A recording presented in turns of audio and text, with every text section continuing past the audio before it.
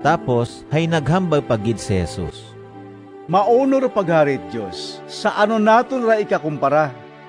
Matsabuso ra it mustasa, rubuso it mustasa ro pinakamaisot sa tanan nga mga busoy.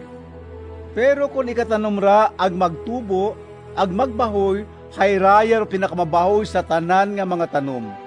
Mapanilungan, ag mapugaran it mga pispis ro anak karang mga sanga.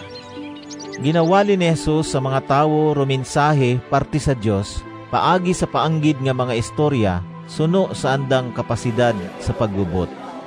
Uwa gid imaw it ginturo kanda nga uwa nana ginagamiti kara, pero kung sanda lang kuanang mga sumuwunod, hay ana nga ginapaathag kanda itmayad, rumadagom nga kahugan kung mga paanggid nga to nga istorya.